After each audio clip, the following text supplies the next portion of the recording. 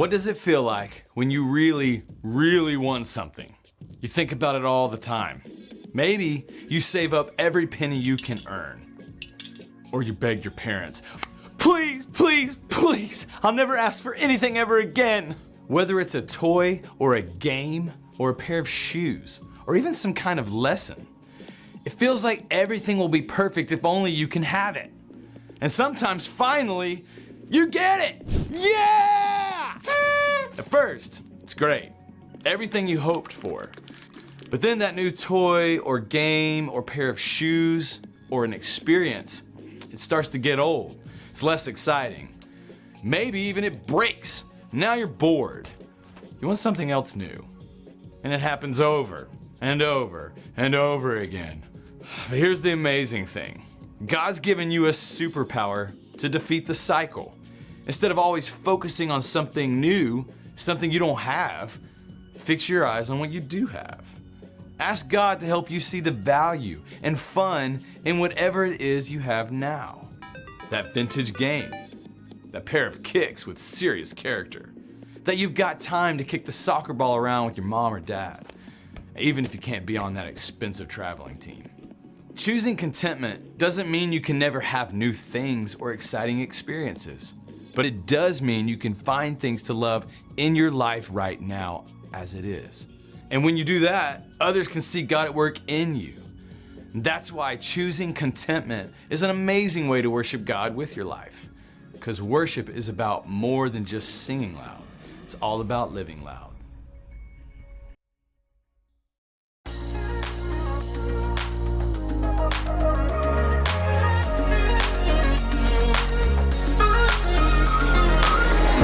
Gotta know you're everything I need. You are the reason why my heart is beating. God, you're always taking care of me. I wanna follow where you are leading. Ooh, I don't wanna miss out on the good right now. Ooh, and everything I see, you're good, so good to me. I have decided I will depend on you no matter what. That's what I choose. I have decided I will depend on you no matter what.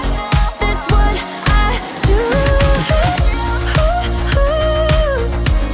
That's what I choose. I am content in you.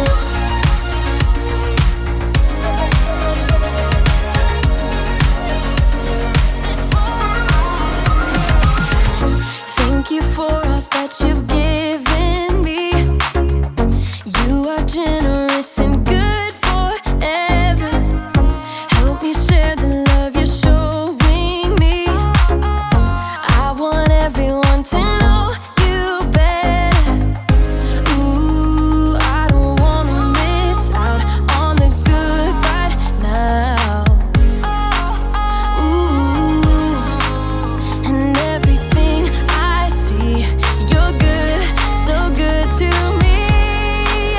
I have decided I will depend on you no matter what.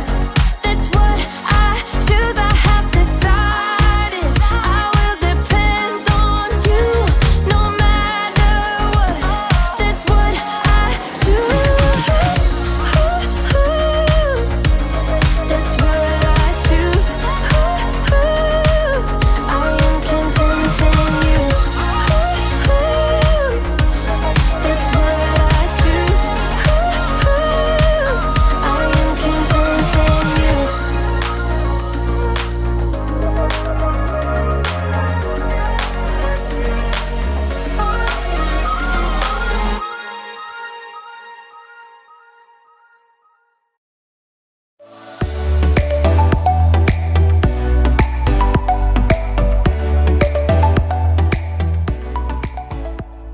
Oh, hi.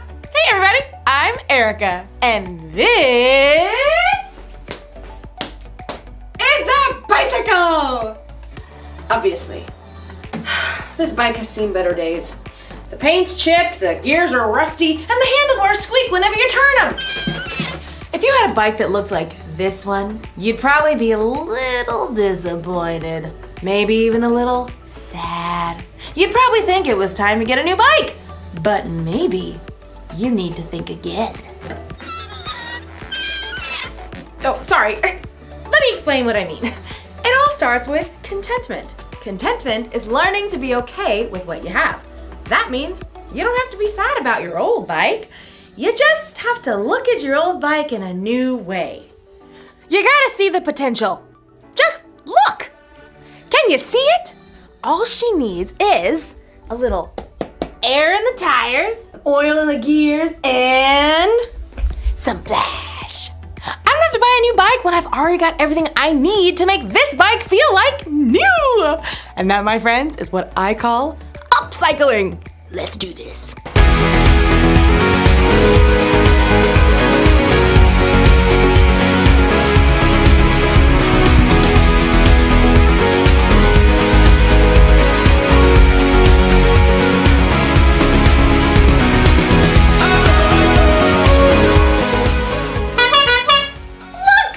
Now that's a bike I can be content with. And as you'll learn in today's story, contentment doesn't only work with bicycles, it works with anything. Hear that? Yeah, me neither. I'll see you in a bit. The Bible. It's 66 books of history, stories, letters, and poetry that fit together to form God's one big story. The epic adventure of how He created us and loves us so much that He made a way to rescue us. As we travel through the Bible, from Genesis to Revelation, we discover people who met God and found their lives changed forever. Now, for an amazing story inspired by the book of Philippians, chapter 4, verses 11 through 13. We live in a time where it's really easy to communicate. In 2 seconds, I can send a text to a friend in another state or hop on a FaceTime call with my dear auntie on the other side of the world. But when the Apostle Paul was planting brand new churches, it was not a simple matter for him to stay in touch with the new believers in places he had traveled. Every letter had to be carefully handwritten and then hand-delivered. Plus, travel was often difficult and dangerous. It would take weeks, if not months, for a letter to even arrive. So whenever Paul wrote a letter, he chose the very most important things to say. Every word mattered, including these verses he wrote to the believers at the church in Philippi. I have learned to be content no matter what happens to me. I know what it's like not to have what I need. I also know what it's like to have more than I need. I have learned the secret of being content no matter what happens. I am content whether I'm well-fed or hungry. I am content whether I have more than enough or not enough. I can do all this by the power of Christ. He gives me strength. See, Paul wanted the Philippians and us to understand that God can help us be okay in any situation, no matter what we face. Now, I'm sure you're thinking, yeah, that's easy for Paul to say. I mean, and that was true. To start off, he was a well-to-do, well-known, respected religious leader with a lot of power. But when Paul met Jesus, "Why are you opposing me?" Who are you, Lord? everything changed. Paul's new outspoken beliefs upset both the Jewish leaders who had been his friends and the Greek and Roman leaders who were afraid Paul would cause trouble. Paul himself recorded some of the crazy situations he experienced during his travels. In a letter to the Corinthians, he explained, I have been in prison. I have suffered terrible beatings. Again and again, I almost died. 3 times, I was shipwrecked. I have been in danger from rivers and robbers. I have been in danger from my fellow Jews and in danger from Gentiles. I have been in danger in the city, in the country, and at sea. I have been in danger from people who pretended they were believers. Often I have gone without sleep. I have been hungry and thirsty. Now, Paul truly understood what it was like to face difficult situations of every kind. In fact, when he wrote his words to the Philippians about contentment, he was under arrest and couldn't even leave the house.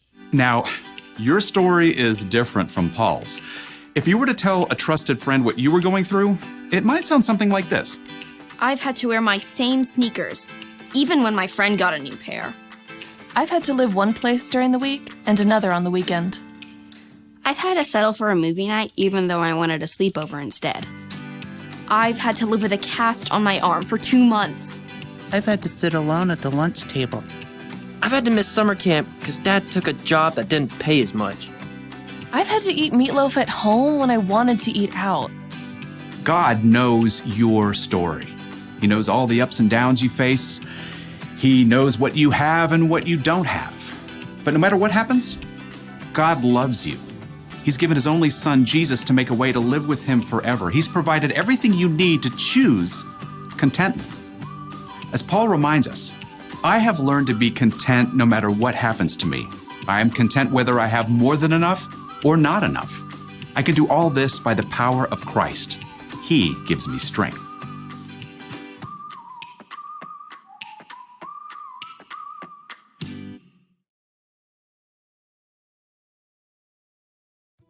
The Apostle Paul went through a lot in his life. He'd been hungry, he'd been in trouble, he'd been in prison, but somehow through it all, he knew how to be content. How could he do that? How do we do that? Well, we can find out in the letter he wrote to the Philippians. 2 things. First, Paul wrote, "I have learned to be content no matter what happens to me." The key word there is learned. Paul had to learn to be content, and so do we. Just like we learn what 2 + 2 is and how many continents there are. 7, 6, 5. Sometimes learning contentment will come easy, but sometimes learning contentment takes time. You'll learn over time how to adjust your attitude and be okay when you don't have everything you want, and when things don't go your way. The second thing Paul wrote that will help you be content is this: I can do all this by the power of Christ. He gives me strength. When you put your trust in Jesus, you can rely on him and the Holy Spirit to give you strength when you're not feeling content about something. And that's true if you didn't get what you asked for on your birthday. It's true if you didn't get the part you wanted in the school play or the position you wanted on the football team. And it's true with bicycles! Here's the one thing to remember today. God can help you be content. When you feel sad or disappointed because something doesn't go the way you expect, talk to God about it.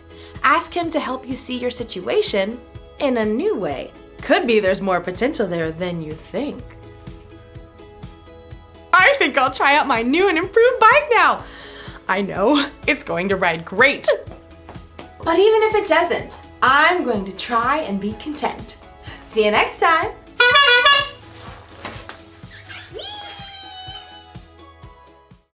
You cannot. Can too. Cannot. Can too. There's no way that you can ride a unicycle. Yes, I can. It's easy. Easy? Prove it. Oh, yeah? Yeah. Oh, yeah? Yeah. Yeah? Yeah. Well, I will. Unicycle John, here I come. Woo! Ha ha! I thought you said you could ride a unicycle. I can. But I still have the training wheel on.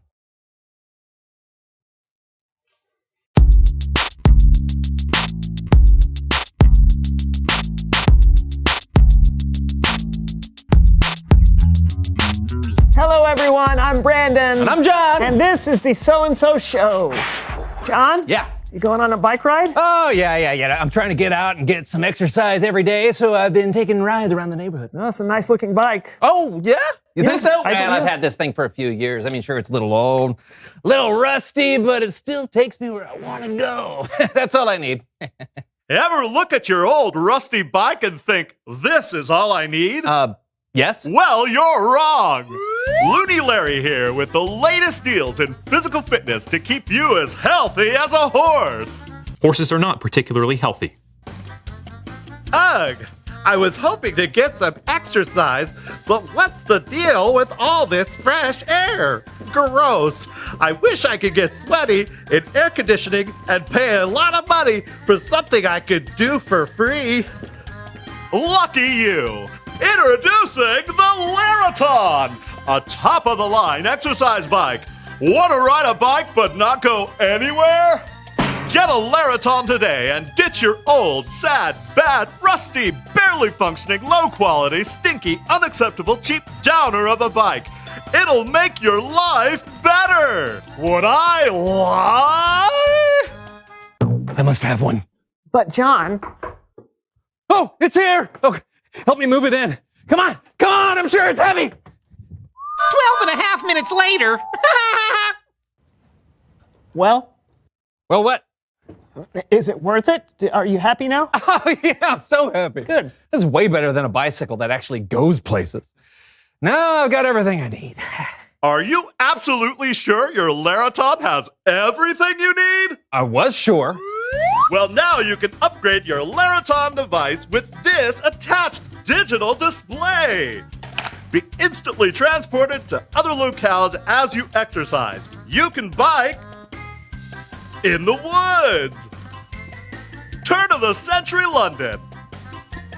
A dystopian future. Your very own home. We've got all sorts of options. What?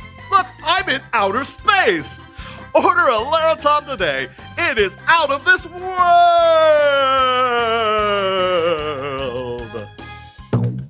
Well, there's no way you'll... Thanks, John! I know. Why do you need all of this stuff? You already have a real bike. Yeah, but my real bike can't take me through the Swiss Alps. Yeah, I guess not. Now I'm absolutely 100% certain that I have everything I need. Whoa! But do you really? Release my friend! Love owning the Laraton but hate all the exhausting exercise that comes with it? Introducing Larabucks! For a small fee, you can get credit for your workouts without even doing them. Just enter your credit card number at the Larabuck Marketplace and get fit without ever working out again. Would I lie? Nope. Need to purchase Larabucks. You don't need any of this, John. Need to be shredded. No, John. John. Wait, listen. Uni Larry. No, it's Bible story time with Kellen. Oh.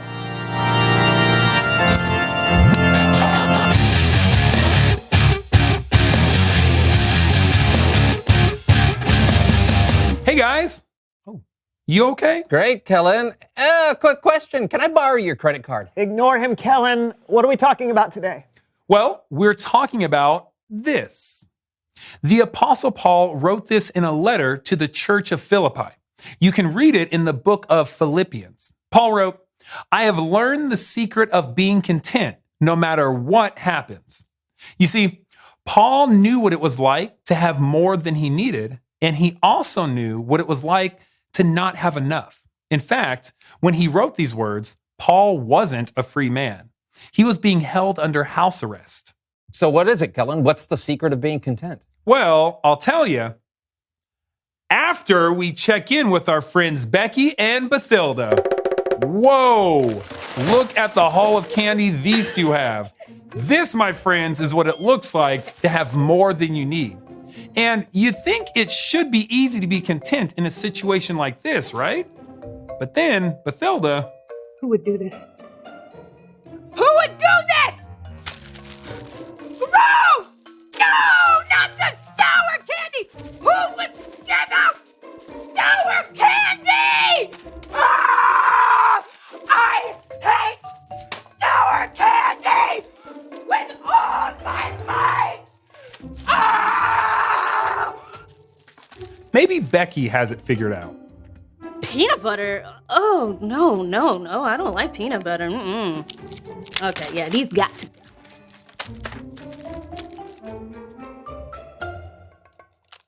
But you know what? My dad likes peanut butter, so I'll just set these aside for him. You see that? Becky was able to turn something she didn't like into a positive. While Bathilda, well, she lost her cool. Becky was content while Bathilda, was not. And that's when things are going good. What happens when things aren't so good? Aw, it looks like Becky and Bathilda are a little under the weather. Okay, maybe a lot of it under the weather. This would be one of those times when it's hard for anyone to be content. Dad! I'm uncomfortable! Dad! I need more pillows! Hello? Bathilda's a little upset. And I totally get it. I can get that way when I'm sick too, or when I'm hungry, or when I don't get my way, or when someone has something that I want. It isn't always easy to be content. But then Paul wrote that he learned the secret of being content no matter what happens. Thank you for the ginger ale. I wish I wasn't sick, but it's nice to know that I have someone taking care of me.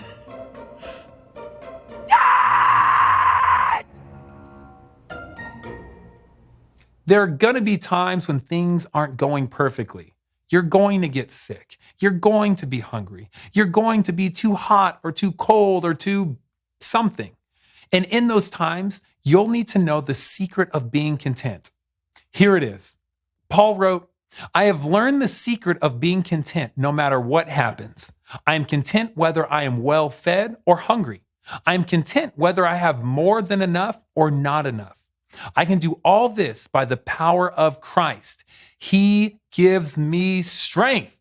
Jesus is the secret. He gives us the strength to be content no matter what happens. So Jesus can help me be content and stop obsessively upgrading my Laraton? Sure. Then why do I still want Larabucks? Well, it's like what Paul wrote. I've learned the secret. It was something he had to learn, and it probably took some time to really get it. So it's a process. And if I allow Jesus to work in my life over time, I can learn how to be content? My work here is done. Thanks, Kellen. You bet. I'll see you guys next time. You feel better, John? No. Being content is hard, but I'm learning. Then we're headed in the right direction. Yeah. Reveal the question. When is it hardest to be content? Well, it's obviously hard to be content when things are bad, but I actually think it's really tough to be content when things are close to perfect. Yeah, I totally get that. Like when you're at a theme park for a big vacation, but have to wait in a long line. Or when you've got exactly what you need and something better comes along. Yeah, but is the Laraton really better? Nah, I think I'm going to return it. All sales final. Okay. Well, good luck with that. Until next time, I'm Brandon. And I'm John. This was the So-and-So Show. You know what I could do with this? What could you do? Hang laundry on it. Oh, that's great. I would get it nice and dry. Yeah. This would get nice and dry from my sweat. You know, an exercise bike is all well and good, but riding a bike in the great outdoors, well, ain't nothing better. Woo! Look at this scenery. Wow, this feels great. You can feel the wind. Can't see it, but you can feel it. Far. You know. Woo!